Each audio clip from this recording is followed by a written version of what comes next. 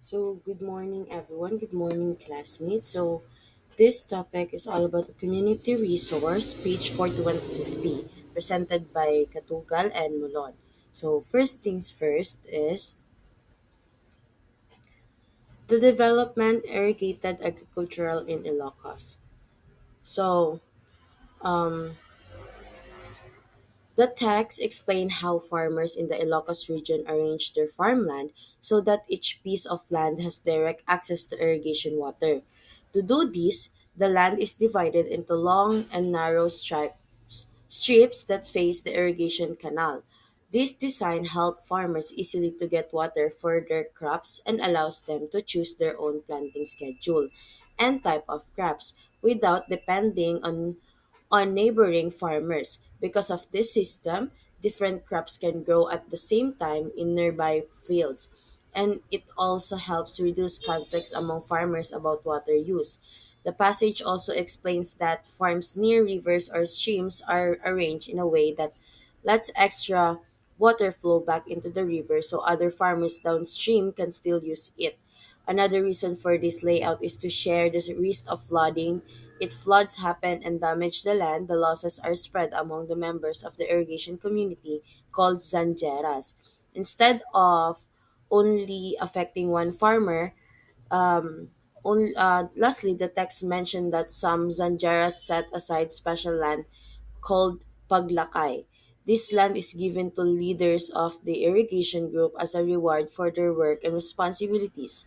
The land was supposed to be passed down to future leaders, but in some cases, some leaders keep the land for themselves instead of following the tradition.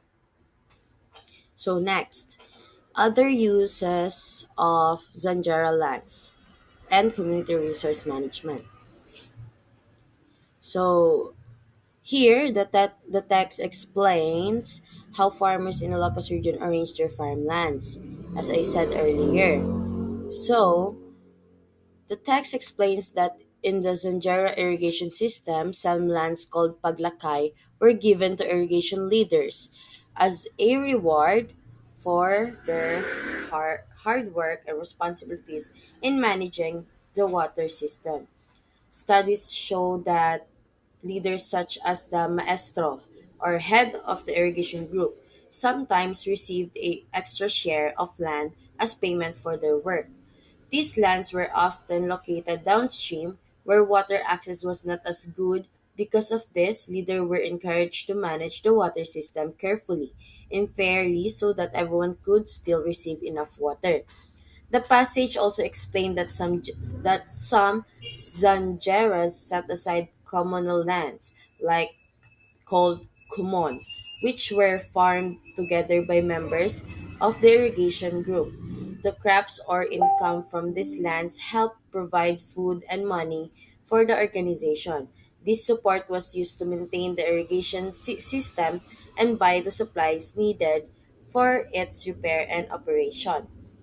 However, not all Zanjaras had communal lands, even though only a few groups had them.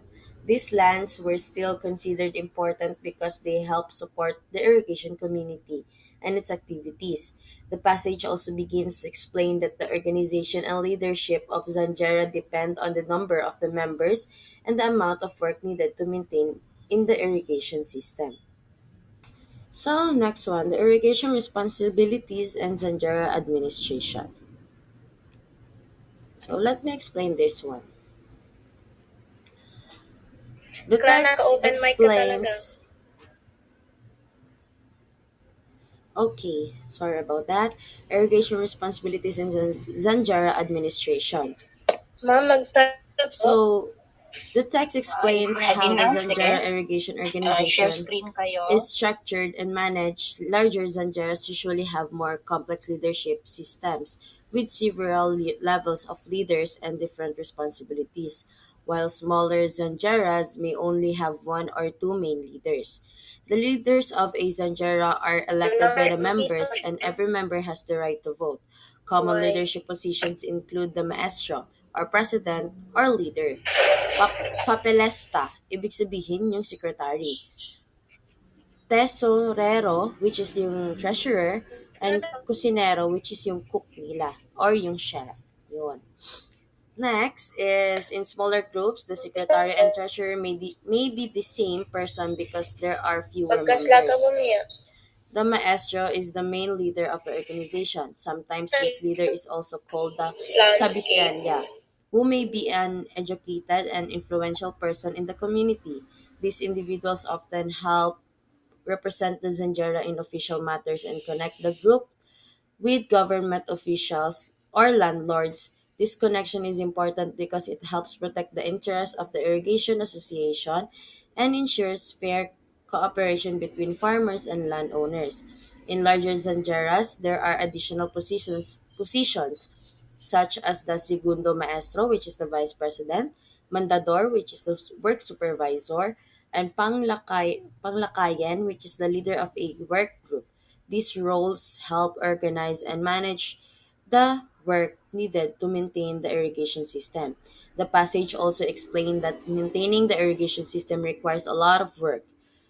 Members need to build and repair temporary dams, especially since they can be destroyed by typhoons, and they must also clean canals from plants and mud to keep the water flowing properly.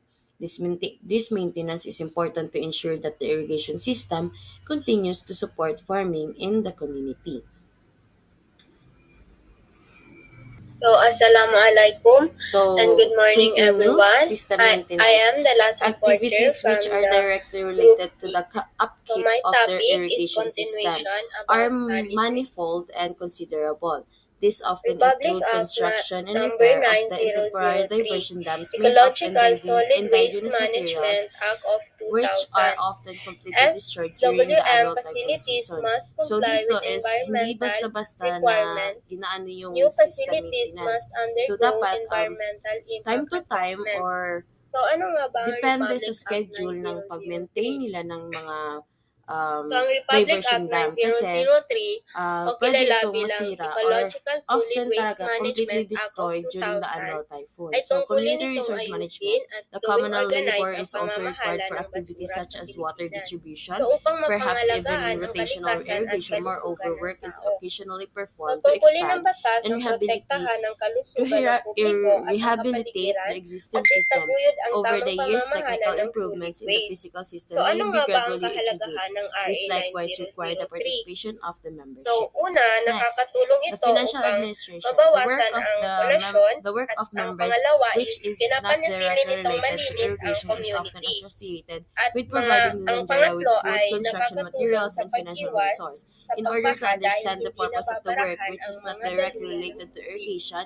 it is important Yan eh. to first examine the potential resources and uses of Zanjara supplies, assets, and fund their income and expenses. Republic Act number Next, the development of 9147. irrigated, ito na yung Wildlife continuous na. Resources Funds are likewise Conservation and needed to Protection replace Act of items which 2001. deteriorate over time, such as small storage Protect sheds, tools, and and other equipment. conserves wildlife Zanjaras may also resources, require funds for the permit purchase required of for agricultural activities inputs and for the protected cultivation of areas, the communal prohib- fields or prohibit common. by So that's all for my report, and destruction the of next critical report will be habitat. continued by Miss So, ano Molon naman ang or Miss Republic Act Abigail number Molon. So that's all. Thank you for 9147? listening. So, ang So, good day everyone. I am Abigail Molon and ito po yung continuation ng report ni Miss Katugal. So, ang Zanjera ay isang tradisyonal na organization ng mga magsasaka na karaniwan nasa Ilocos Region na nagtutulungan para sa irrigation. So, ang report ko po ngayon ay nakafocus about sa kanilang policies, sa pagbabayad, participation ng mga members at mga disiplinang ipinapatupad upang mapanatili ang daloy ng tubig sa kanilang sakahan. So, meron po tayo ditong fees and exchange o yung pagbabayad at palitan. So, sa sistema ng Zanjera, may mga bayad or fees para sa irrigation. Pwede itong bayaran through cash or in-kind. Yung tinatawag po natin na in-kind is yung mga ani ng palay. May nabanggit din po dyan na Diang Ti Daga. So, noong unang panahon, yung mga non-members ay nagbibigay ng bahagi ng kanilang lupa para tamnan ng mga members ng Zanjara Kapalit nito ay bibigyan sila ng tubig para sa natitirang bahagi ng kanilang lupain. Meron din dyan yung RASGO system. So dahil nga lumiliit na yung mga sakahan, mas ginagamit yung RASGO system kung saan nagbibigay na lang ng ani yung mga non-members para matugunan ang pagkain ng buong kooperatiba. Yung free rider problem, ito yung isa sa pinakamalaking kalaban ng mga kooperatiba na kung saan gusto lang nilang makakuha ng biyaya na walang kahirap-hirap. Sila yung mga individual na hindi nag-aambag ng trabaho o pera, pero gustong makakuha ng security at gain mula sa iba. Rational choice theory. Ayon kay Popkin, ang mga magsasaka ay rational actors. Hindi sila basta-basta sumasali lang sa mga tradisyon. Tinitimbang nila yung mga individual cost gaya ng pagod, oras at pera laban sa benefits gaya ng tubig, proteksyon at malalaking ani. So kapag nakita nila na mas malaki yung pakinabang sa pagsali, is dito sila kumbaga mag-commit or magko-commit sa collective action. So, ang Zanjera ay may dalawang feature ng attendance nila. So, una dito is yung ginagawa nilang roll call kada araw, tinatawag yung mga pangalan ng members, or di kaya kung wala yung mga members is kailangan nilang ng representatives. And yung pangalawa naman is yung seryosong paraan ng pagtawag sa kanilang pangalan para mapaalala na sa bawat magsasaka na ang kanilang presence ay kailangan. Pinapakita nito na ang trabahong gagawin nila ay mahalaga para sa survival ng buong komunidad. Fines and penalties. So, para sa mga hindi po sumisipot sa trabaho, may mga penalties din sila na nag-iiba depende sa sitwasyon. Number 1, meron ditong daily fines. Yung multa ay karaniwang nasa 4 pesos to 16 pesos bawat araw ng absent. Pangalawa is yung double fines or peak days.